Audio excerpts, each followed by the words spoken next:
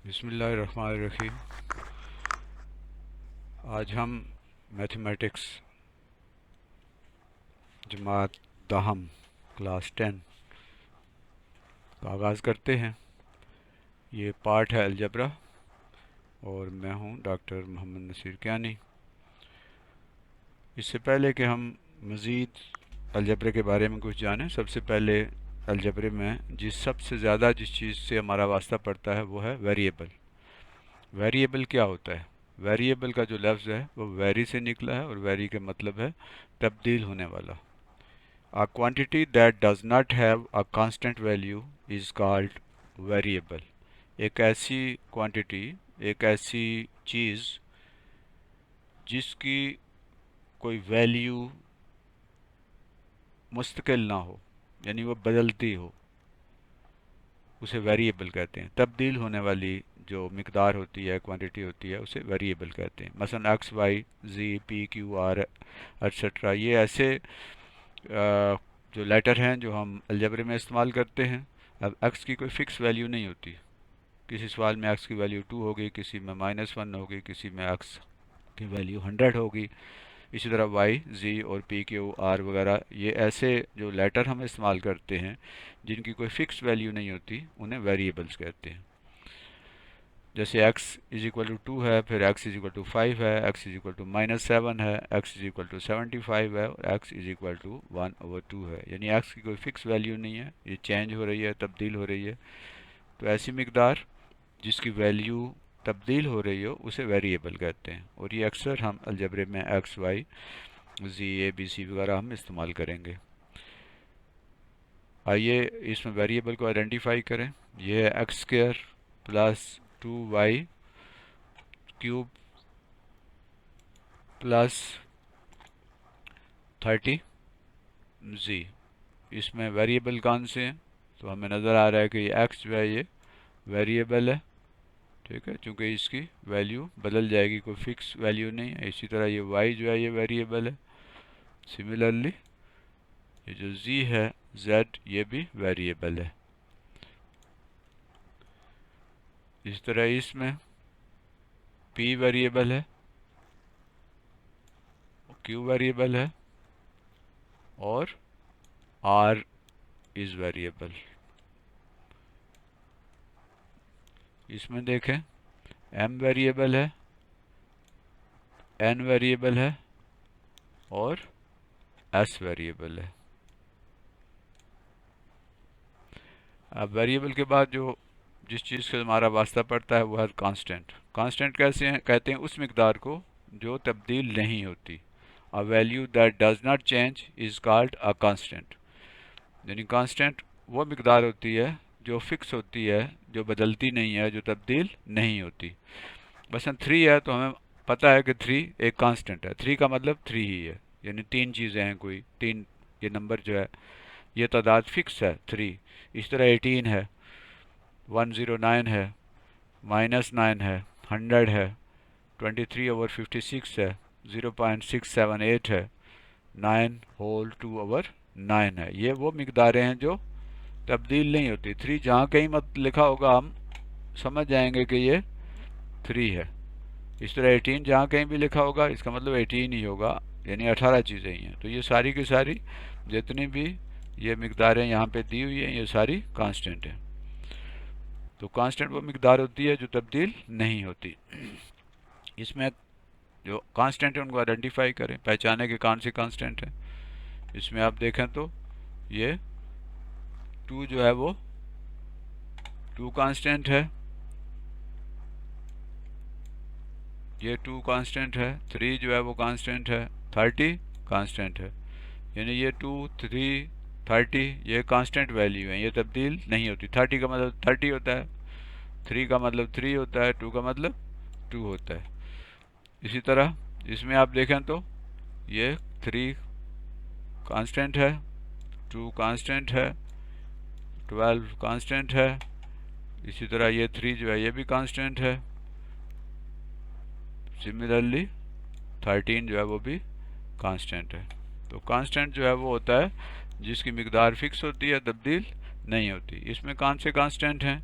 इसमें आप देखें तो 4 कांस्टेंट है, इसी तरह 2 कांस्टेंट है, 7 कांस्टेंट है, 3 कांस्टेंट है, 8 कांस्टेंट है। चूंकि ये फिक्स वैल्यू है इनकी, ये तब्दील नहीं होती। अब हम देखते हैं कोएफिशिएंट। कोएफिशिएंट क्या होता है? A number or constant that is placed before variable is called a coefficient. किसी वेरिएबल से पहले, ये वेरिएबल एक्स है, इससे पहले एक नंबर आप देखते हैं तो ये 5 नंबर है, -5, तो ये इसका एक्स स्क्वायर का कोएफिशिएंट है। इसी तरह वाई क्यूब का जो कोएफिशिएंट है वो 2 है। जी का कांस्टेंट 30 है। यानी किसी भी वेरिएबल के साथ ये एक्स, वाई और जी जो हैं ये क्या हैं? वेरिएबल्स हैं। इनके साथ जो नंबर हैं जो इनसे पहले लिखे हुए हैं इन्हें कोएफिशिएंट कहते हैं। इसी तरह 3 पी स्क्वायर में 3 जो है वो क्या है? कोएफिशिएंट है। 12 क्यूब में 12 कोएफिशिएंट है। इसी तरह 13 जो है आर में 13 कोएफिशिएंट है। सिमिलरली 4m स्क्वायर जो है उसमें 4 कोएफिशिएंट है। 7n क्यूब में 7 कोएफिशिएंट है और 8s में 8 कोएफिशिएंट है। ये number in red are coefficient. ये जो रेड में निशान जो नंबर लिखे हुए हैं इन्हें कोएफिशिएंट कहते हैं। यानी किसी वेरिएबल से पहले जो नंबर लिखा होगा वो उसका कोएफिशिएंट होगा। बीच में कोई प्लस माइनस का निशान नहीं होगा। यानी 5 और एक्स स्क्वायर के दरमियान यहाँ पर कोई निशान नहीं है मल्टीप्लाई, यानी इसे समझा जाएगा यहाँ मल्टीप्लाई का निशान है। तो -5, 2, 30, 3, 12, 13, 4, 7, 8 these are coefficients। नेक्स्ट है, इसमें आइडेंटिफाई करें कोएफिशिएंट कौन से हैं। Which are the coefficients?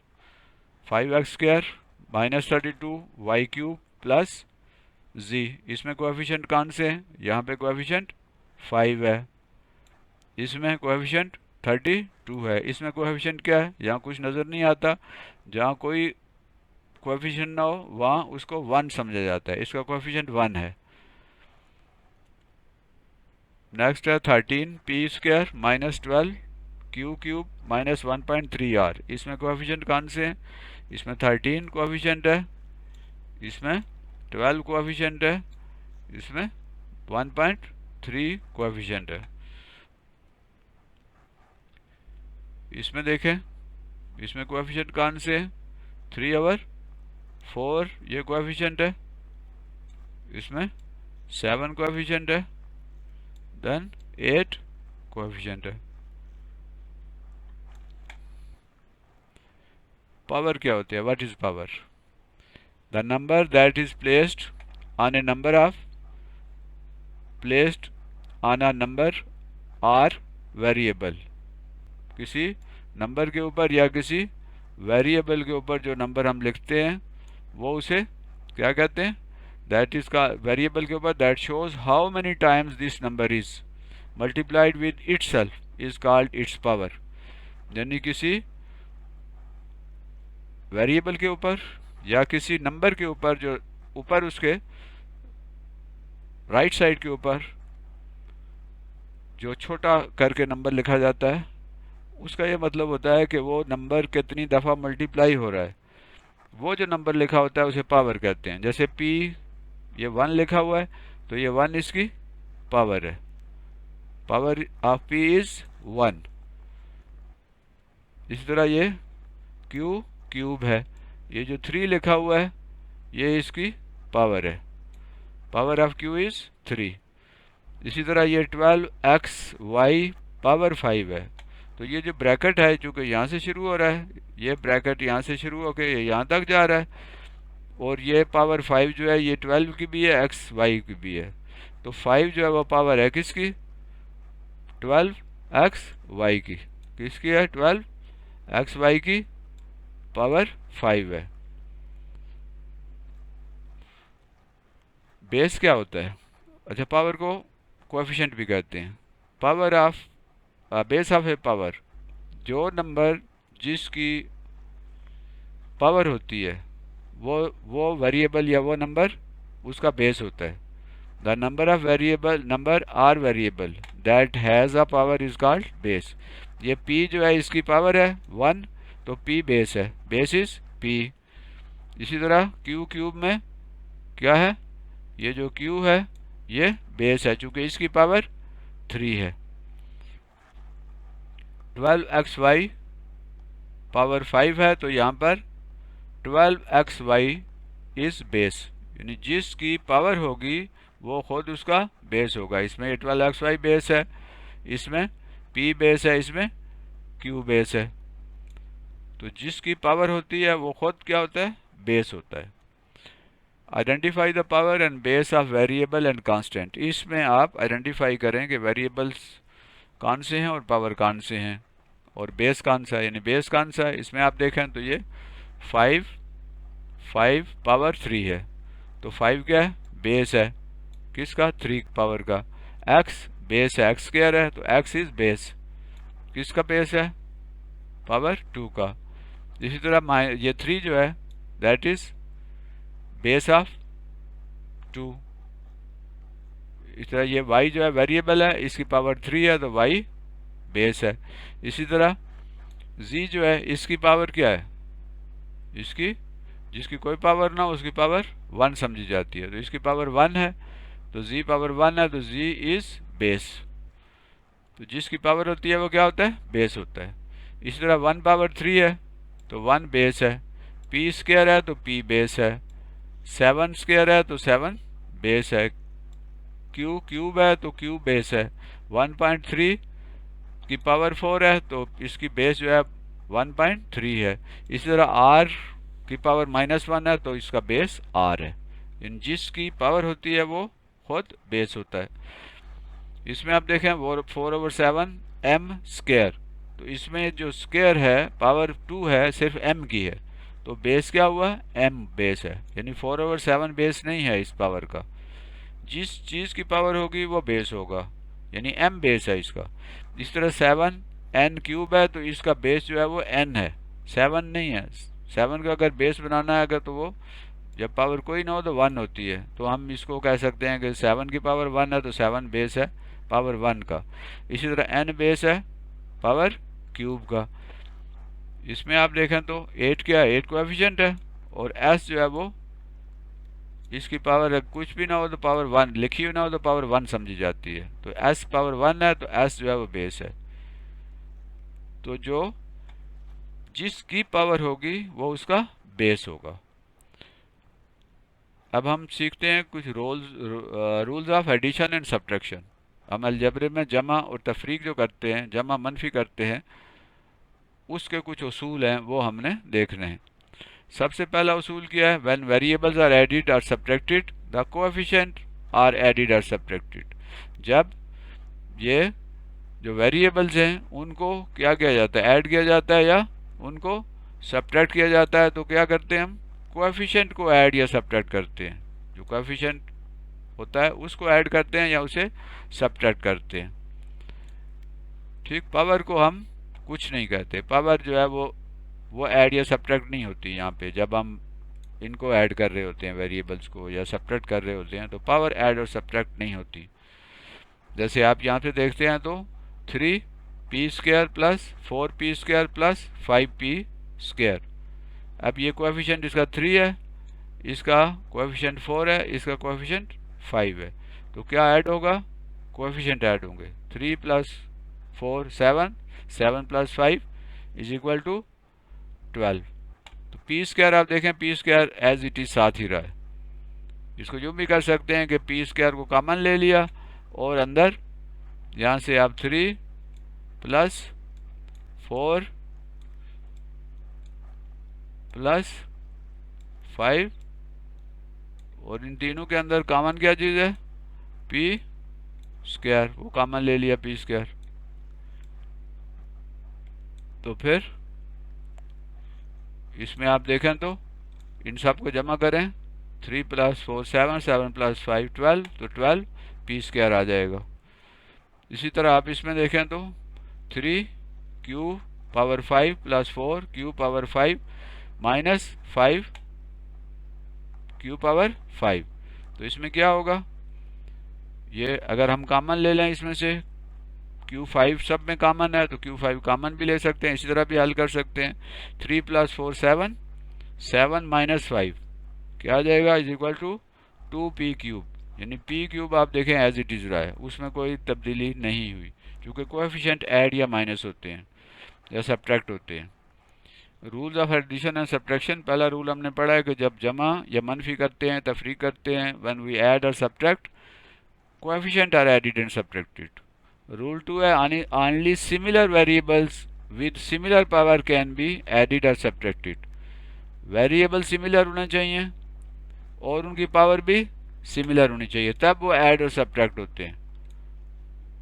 यानी जो वेरिएबल्स हैं, जैसे x है तो x x के साथ सब्ट्रैक्ट होगा या ऐड होगा, लेकिन ये भी ख्याल रखना चाहिए कि उसके साथ उसकी जो पावर है वो भी सेम होनी चाहिए। अगर पावर मुख्तलिफ है तो ऐड या सब्ट्रैक्ट नहीं होंगे। इसमें आप देखें 3p² plus 4p² plus 5p², इसकी जो पावर है वो सब की स्क्वायर है। इनको हम ऐड कर सकते हैं, चूँकि पावर भी सेम है और वेरिएबल भी सेम है, तो 12p² आ गया। इसमें आप देखें तो 3q² plus 4q³ plus 5q², इसमें क्या फ़र्क है आप देखें, ये भी स्क्वायर है पावर इसकी और ये भी स्क्वायर है, तो ये तो ऐड हो सकती है, ये पावर ये इसमें ऐड नहीं होगी क्योंकि इसकी पावर डिफरेंट है, 3 है। तो इसका आंसर क्या आएगा, जब हम 3 और 5 को ऐड करेंगे, चूँकि सिमिलर पावर जो है वो भी एक जैसी होंगी, एक जैसी पावर होनी चाहिए, तो 3 + 5 8, 8 क्या आया, 8q²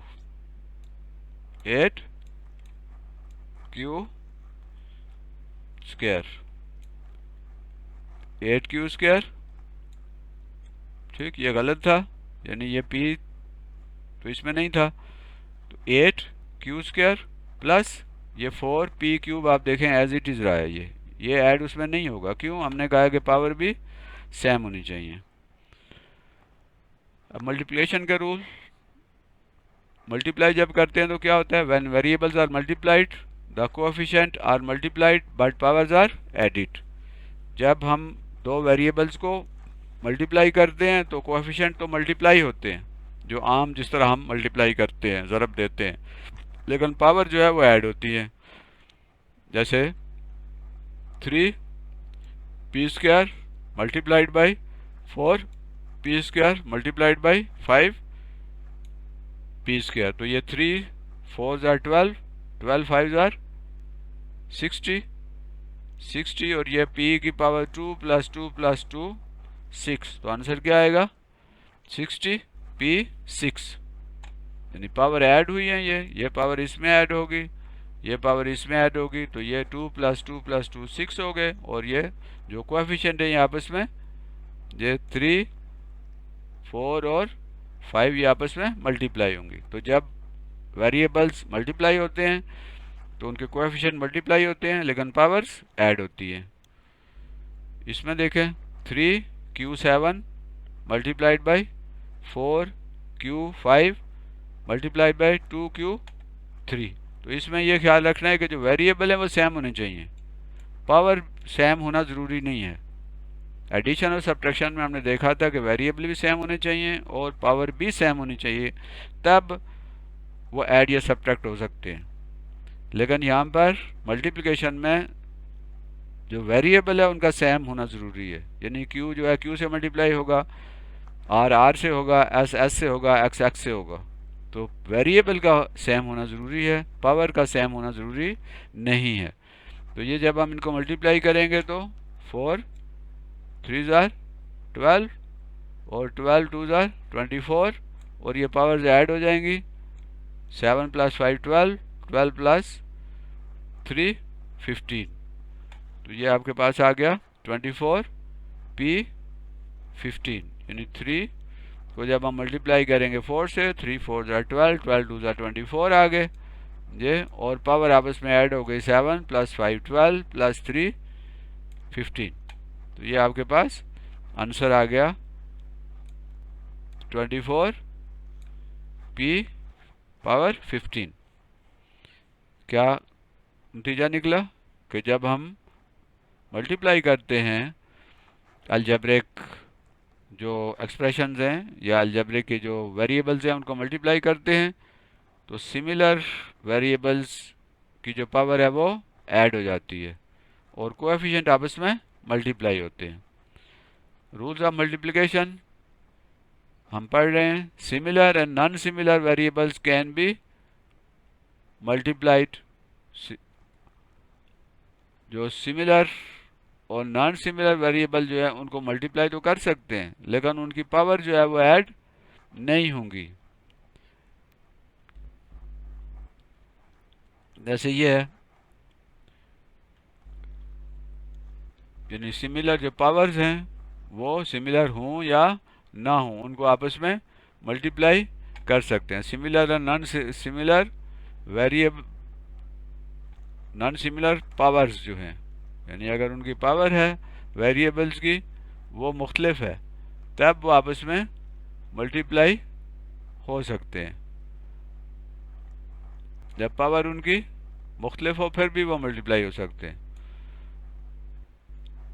जैसे हम देखते हैं कि यहाँ p जो है वो इसकी पावर, पहले भी हमने इस पर बात की है, ये पावर 2 है, ये पावर 2 है, ये पावर 2 है, तो ये पावर सेम है फिर भी मल्टीप्लाई हो गए, ये आपस में मल्टीप्लाई और पावर ऐड हो गई।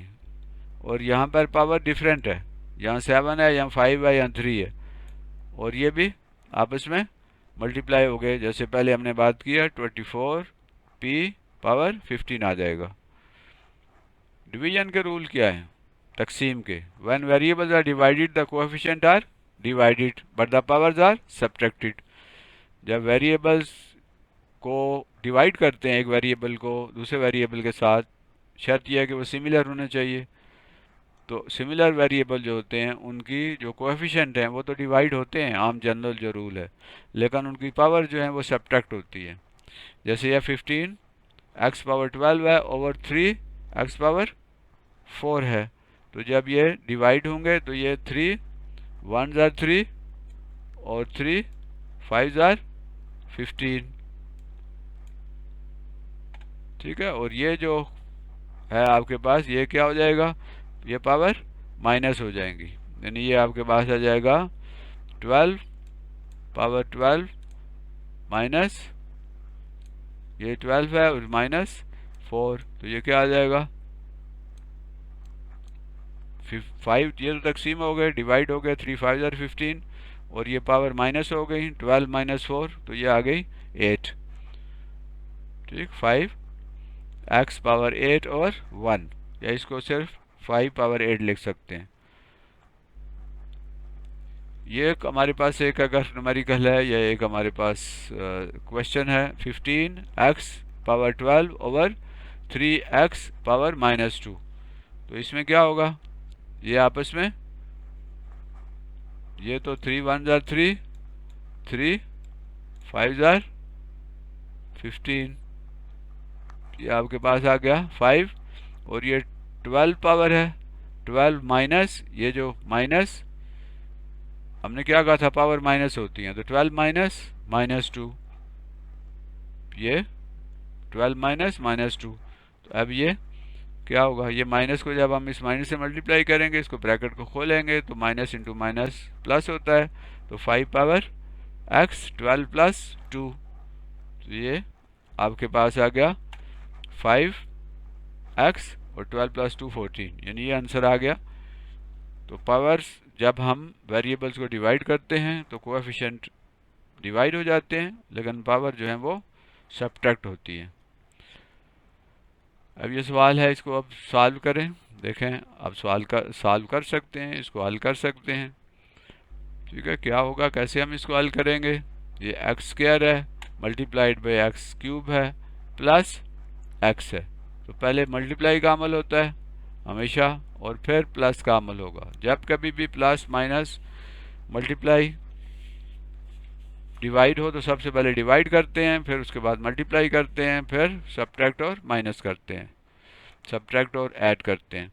ये आपके पास आ गया, इसको मल्टीप्लाई करेंगे तो हमने पहले क्या सीखा था कि बेस अगर एक ही तरह की हो, वेरिएबल एक जैसा हो, तो वो मल्टीप्लाई हो जाते हैं और पावर ऐड हो जाती हैं। तो कोएफिशिएंट चूँकि इसका भी 1 है, इसका भी 1 है, तो 1 1 ज़र 1 ही होंगे और पावर ऐड हो जाएंगी 2 plus 2 plus 2 plus 3।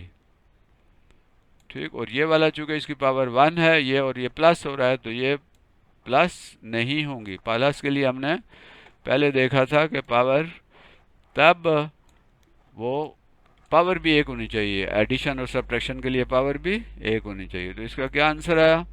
That is equal to x power 5, x power 5 plus x power 1 लिखने की ज़रूरत नहीं, तो ये आंसर हमारे पास आ गया। दूसरा क्वेश्चन हमारे पास ये है p power 5 divided by p3। तो हमने क्या कहा था कि जब वेरिएबल आपस में डिवाइड हो रहे हूँ तो पावर क्या होंगी?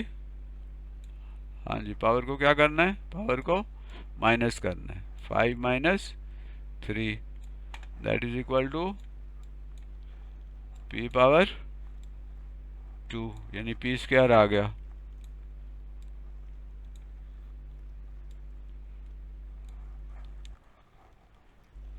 इसके बाद 25 m square into 2m cube. अब ये मल्टीप्लाई जब करते हैं तो पावर ऐड होती हैं, तो 25 मल्टीप्लाई बाई 2 क्या आ गया? 50, और m power 2 plus m power 3 m power 5 आ गया।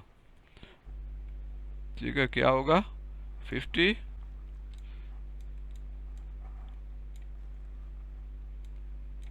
ये इससे ज़रा लिखना चूँकि अच्छा नहीं लिखा जाता माउस से, तो थोड़ा सा बर्दाश्त करें हमारी राइटिंग का। ज़ाहिर पेन से तो नहीं लिख रहे हम, माउस की मदद से, और माउस जो है ख़ुद भी अपनी मर्ज़ी से भी दौड़ता भागता है।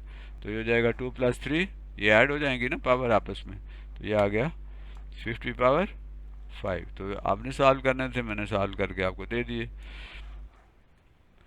अलजेब्रिक एक्सप्रेशन क्या होती है? नेक्स्ट हमारा टॉपिक है अलजेब्रिक एक्सप्रेशन किसे कहते हैं। An algebraic expression consists of one or more terms but does not have a sign of equal, greater or smaller than। यानी algebraic expression कहते हैं जिसमें इसमें एक भी और एक से ज़्यादा भी टर्म्स हो सकती हैं, लेकिन उसमें इक्वल का निशान नहीं होता, ग्रेटर का नहीं होता, स्मॉलर का नहीं होता। जैसे ये है m square minus 7 m square minus 7 n cube plus 8s। तो ये एक एक्सप्रेशन है, चूँकि इसमें इक्वल का निशान भी नहीं है और ग्रेटर और स्मॉलर का जो साइन है वो भी नहीं है। इसी तरह 4x square plus 17x cube y power 4 is plus 8, ये भी एक एक्सप्रेशन है। तो एक्सप्रेशन वो होती है जिसमें एक भी टर्म हो सकती है, एक से ज़्यादा टर्म भी हो सकती हैं, लेकिन उनमें इक्वल का निशान नहीं होता, ग्रेटर और स्मॉलर का निशान नहीं होता, जिसे इनइक्वलिटी कहते हैं। टर्म क्या होती है? अभी हमने लेफ्ट टर्म का यूज़ किया, अलजेब्रिक टर्म। अलजेब्रिक टर्म क्या होती है? Each part of an algebraic expression separated by plus और minus is called a term. Algebraic expression जो है वो जिसमें जो प्लस और माइनस से अलग होती है उसे क्या कहा जाता है? अलजेब्रिक टर्म कहा जाता है। यानी अलजेब्रिक एक्सप्रेशन में जो उसका एक हिस्सा होता है उसे टर्म कहते हैं। ये जैसे m स्क्वायर है, ये m स्क्वायर एक टर्म है। इसी तरह ये 7 है, n क्यूब ये एक टर्म है। इसी तरह जो है ये 8s ये भी एक टर्म है।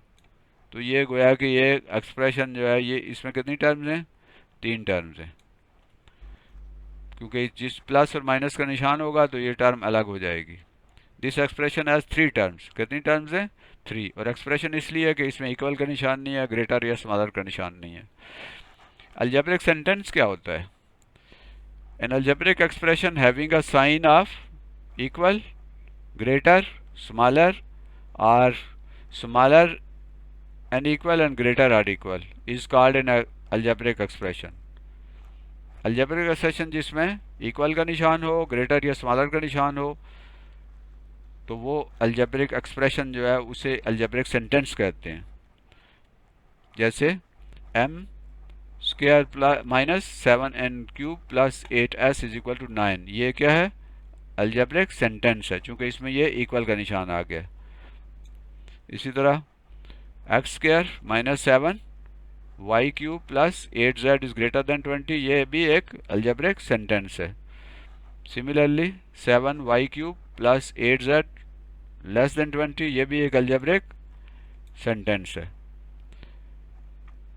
इसी तरह 9u³ plus 12v is less than q, ये भी एक एक्सप्रेशन है। 7 अगर ये इसके इज इक्वल, ये less than or equal to 8, तो ये भी एक अलजेब्रिक सेंटेंस होगा।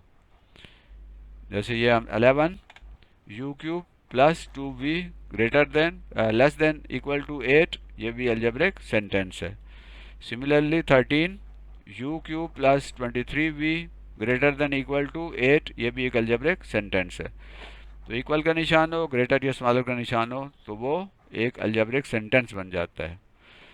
डिग्री क्या होती है? अलजेब्रे में हम अक्सर, हमारा इससे वास्ता पड़ेगा, डिग्री किसको कहते हैं? The highest power of a term of an expression और equation is called its degree. यानी कोई भी जो किसी भी कोई सेंटेंस हो, अलजेब्रिक एक्सप्रेशन हो या अलजेब्रिक सेंटेंस हो, जिसे हम इक्वेशन भी कहते हैं या इनइक्वलिटी भी कहते हैं, ठीक, यानी उसकी जो किसी एक टर्म की जो हाईएस्ट डिग्री होती है, उसे उसकी हम कहते हैं कि ये इस एक्सप्रेशन की या इस इक्वेशन की या इन इक्वेशन की, इस सेंटेंस की डिग्री है। जैसे हम देखते हैं कि यहाँ पे क्या है, x square minus 7y power 5 plus 8z power 6, तो इसमें ये टर्म जो है जिसमें z की पावर जो है 6 है, सबसे ज़्यादा है, ठीक। तो ये जो इक्वेशन होगी, ये इसकी डिग्री क्या होगी? 6 with respect two variable z। z जो वेरिएबल है उसके लिहाज से इसकी डिग्री 6 है।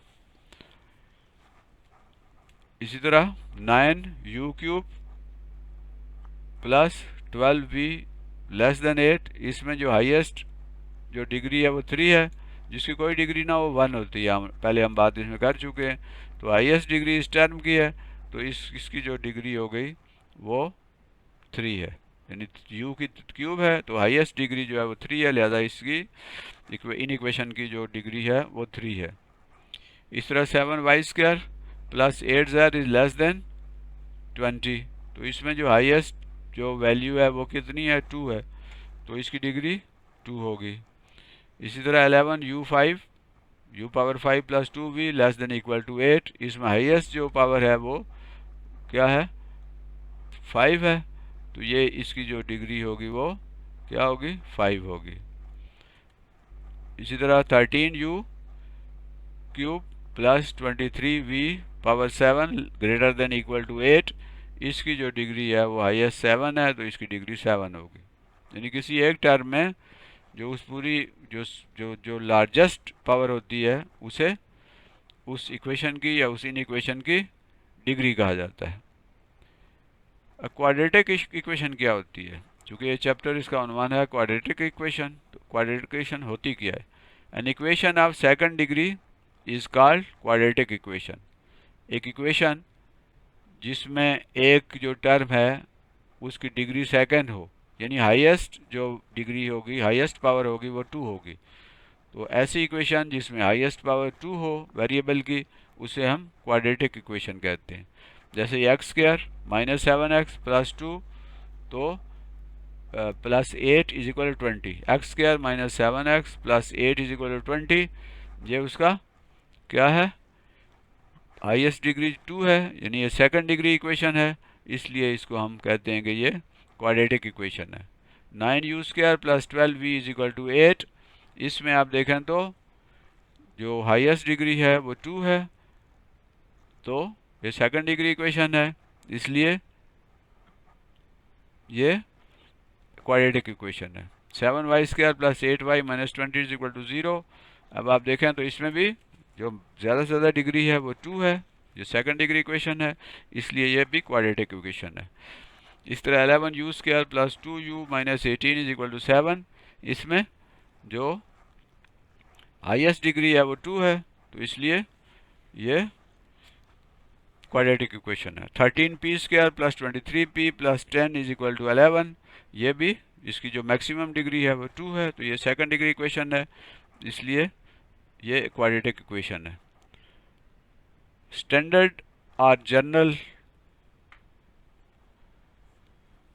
फॉर्म ऑफ क्वाड्रेटिक इक्वेशन, यानी स्टैंडर्ड या जनरल फॉर्म जो है वो किसी भी क्वाड्रेटिक इक्वेशन की हम पढ़ेंगे कि ये स्टैंडर्ड और जनरल फॉर्म कौन सी होती है क्वाड्रेटिक इक्वेशन की। N equation of second degree in the form of ax² plus bx plus c is equal to 0, where a is not equal to 0, a, b and c are real numbers। a 0 नहीं है, b और c जो है वो क्या है, real number हैं। तो ये जो इक्वेशन होगी इसे हम कहेंगे ये एक general form of quadratic equation है।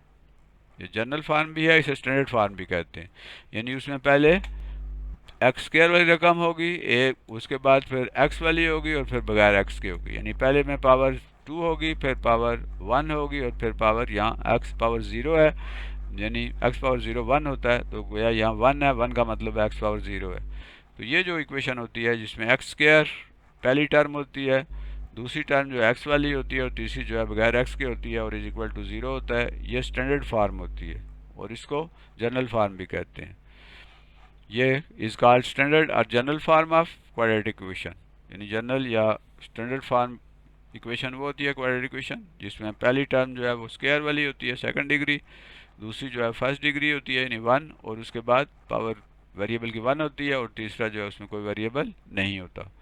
ए जो है वो लाजमी है कि 0 ना हो, क्योंकि ए जब 0 होगा तो वो x² के साथ मल्टीप्लाई करके इसको 0 कर देगा, तो ये बाकी बच जाएगा bx प्लस c, तो ये इज इक्वल टू 0, ये एक स्टैंडर्ड इक्वेशन नहीं रहेगी अगर a 0 हो गया तो, इसलिए एक मस्ट है कि वो 0 ना हो। लीनियर इक्वेशन क्या होती है? An equation of second degree is in the form of ax² plus bx plus c is equal to 0 where a is equal to 0 is linear equation. ये जो स्टैंडर्ड इक्वेशन है ax² plus bx plus c, अगर इसमें a की value 0 हो जाए तो क्या होगा, 0x² plus bx plus c, तो 0 जब x² से मल्टीप्लाई होगा तो वो 0x² से मल्टीप्लाई होकर इसको 0 कर देगा, तो बाकी बच जाएगा आपके पास सिर्फ bx plus c is equal to 0। तो ये जो फॉर्म है bx plus c is equal to 0, ये लीनियर इक्वेशन कहलाती है, जिसमें x² नहीं है। देखें ऐसी इक्वेशन जिसमें x² ना हो, सिर्फ x हो और साथ उसके कांस्टेंट हो c, ये b और c जो है वो रियल नंबर हैं, कांस्टेंट्स हैं, उनको कहा गया, यानी ये b और c की कोई भी वैल्यू नंबरों की शक्ल में हम लिखेंगे तो वो ये इक्वेशन जो होगी bx plus c is equal to 0, यानी जिसमें x² नहीं होगा, पहली टर्म नहीं होगी, वो एक लीनियर इक्वेशन कहलाएगी। प्योर इक्वेशन क्या होती है? अ क्वाड्रेटिक इक्वेशन, ये जो क्वाड्रेटिक इक्वेशन है ax² plus bx plus c is equal to 0, ये जो इक्वेशन है quadratic equation is a pure equation where b is equal to 0 and c is equal to 0, जिसमें b जो है वो 0 के, b जो है वो भी 0 है ये, और c जो है वो भी 0 है। तो b और c अगर 0 होंगे तो ये क्या बन जाएगी, एक प्योर इक्वेशन बन जाएगी। प्योर इक्वेशन जो है उसमें क्या है, ax² प्लस 0, यानी b की जगह 0 आ गया और प्लस c की जगह भी 0 आ गया, ये आपके पास आ गया ax² इज इक्वल टू 0, ये एक प्योर इक्वेशन है।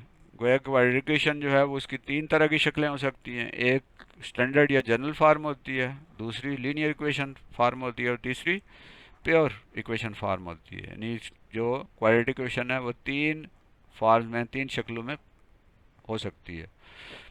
Solution of a quadratic equation, जब हम एक क्वाड्रेटिक इक्वेशन को सॉल्व करते हैं तो उसका क्या करते हैं, तो सबसे पहले there are 2 methods of a quadratic equation, ज़्यादा होते हैं, हम फिलहाल 2 की बात करते हैं, फिर थर्ड की भी बात करेंगे और भी मुख्तलिफ तरीके हैं। तो पहले दो तरीके जो हैं उनकी हम बात करते हैं। उसमें से पहला तरीका क्या है, सोल्यूशन बाय फैक्टराइजेशन, और दूसरा तरीका जो है सोल्यूशन बाय कंप्लीटिंग स्क्वायर्स। दूसरा तरीका जो है वो कंप्लीटिंग स्क्वायर, यानी स्क्वायर मुकम्मल करने के बाद से हम इसको सॉल्व कर सकते हैं। और एक तीसरा तरीका होता है वो है solving by using quadratic formula. तो इस पे हम अगले लेक्चर में हमसे बात करेंगे सोल्यूशन बाय फैक्टराइजेशन कैसे करते हैं, और सोल्यूशन बाय कंप्लीटिंग स्क्वायर्स कैसे करते हैं, और फिर सोल्यूशन बाय क्वाड्रेटिक फार्मूला कैसे करते हैं। तो ये था आज का लेसन जिसमें हमने क्वाड्रेटिक इक्वेशन के बारे में पढ़ा, हमने वेरिएबल के बारे में पढ़ा, हमने कोएफिशिएंट के बारे में पढ़ा, हमने पावर के बारे में पढ़ा, हमने बेस के बारे में पढ़ा, हमने कुछ रूल्स पढ़े एडिशन और सब्ट्रैक्शन के, कैसे उनको ऐड करते हैं सब्ट्रैक्ट करते हैं वेरिएबल्स को। और फिर हम मल्टीप्लिकेशन के रूल्स हमने पढ़े कि दो वेरिएबल जो हैं उनको मल्टीप्लाई कैसे करते हैं। और फिर हमने इनको डिवीजन के जो रूल्स हैं वो पढ़े हैं, फिर कि किस तरह उनको डिवाइड करते हैं।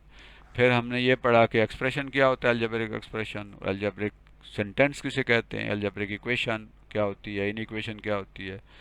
फिर हमने क्वाड्रेटिक इक्वेशन के बारे में पढ़ा कि वो क्या होती है और उसकी फॉर्म जो है, एक हमने कहा कि स्टैंडर्ड फार्म है या जनरल फार्म है, दूसरी जो है वो लीनियर फार्म होती है, और तीसरी जो है वो प्योर फार्म होती है। तो ये था आज का लेसन। मुझे उम्मीद है कि आपको पसंद आया होगा। इस चैनल को लाइक भी करें, सब्सक्राइब भी करें और दूसरों के साथ शेयर भी करें। Thank you very much. अल्लाह हाफिज़।